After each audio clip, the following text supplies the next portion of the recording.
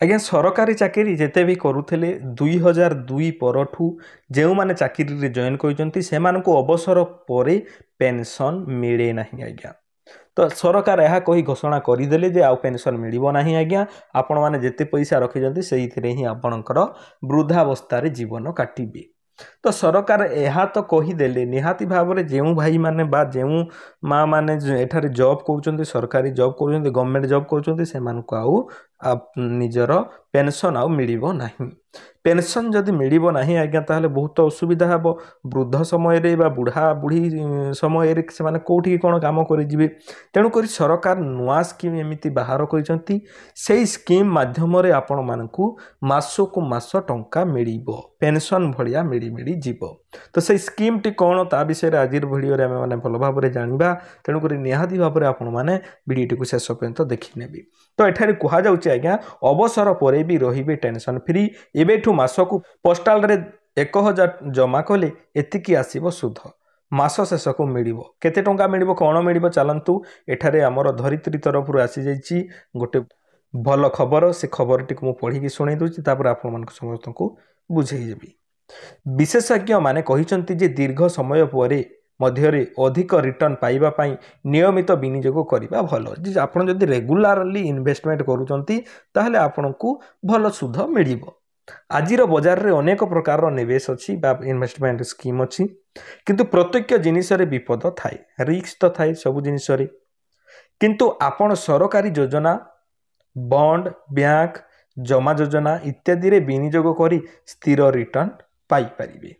एथिरे कौनसी विपद नहीं कि रिक्स नहीं पैसा कटिज सरीज किसी सब रिक्स नहीं।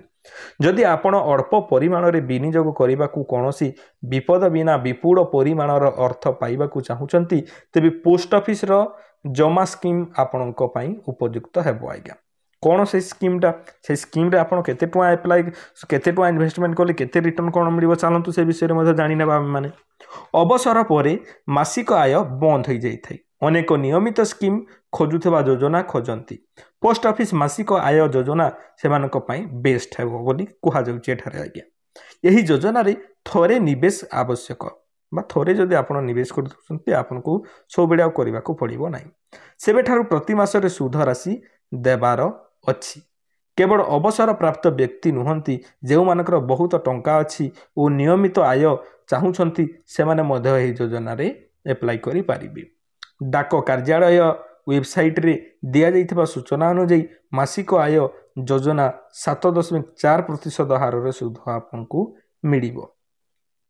योजना रे खाता खोलिबा दिन ठारू 1 मास सप्ताह हेबा परे सुध मिलिबा आरंभ हुए। यार अर्थ होउची जे निवेशर परवर्ती मासकू नियमित आय निश्चित होइथाय।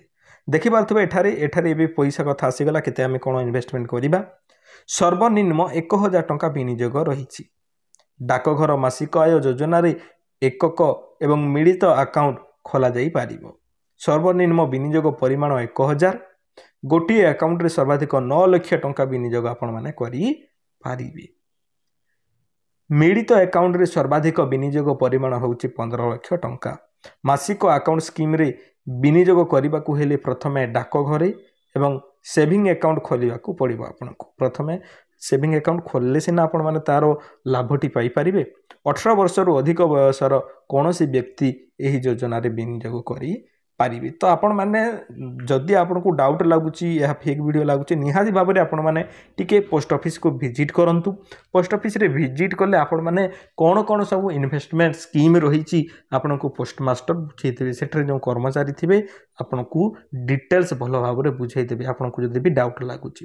तो सेठु आपण माने जेते बेले कन्फर्म हे जिवे आज्ञा जे मु मासक जदि एतिकी टंका इन्वेस्टमेंट करि दउची ताहले मते एतिकी टंका मिलिबो बोली कि आपण माने कन्फर्म हे जिवे। तो तेनु करी आपण एबे जो जॉब करूचंती बा टंका एबे जो रखिचंती सेई टंका को आपण माने कोन करिवे सेई टंका को आपण माने जदि इन्वेस्टमेंट करि देबे पोस्ट ऑफिस रे ताहले आपण को मासको मास टंका मिली मिली जाउतबा। आपण को मूल टंका केबे भी जीवन है आज्ञा। सुध टंका जो मिलिबो आपण को मासको मास आपण को खाता को पड़ी जिवो।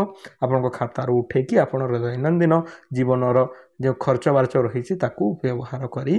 मैं आशा करछि आपण मैंने बुझे बुझीगले जब बहुत भल कथा। आपन को जब डाउट लगे आ कि क्वेश्चन अच्छे आप मन में आपको कमेंट सेक्शन में पचारि पारे। आमर चैनल यहीपरि भिडियो गुड़ाक देखापी आम चैनल को सब्सक्राइब करदे। पुणी देखा एक सुंदर भिडियो से पर्यंत आपण मैंने मते विदाय दियंतु। धन्यवाद।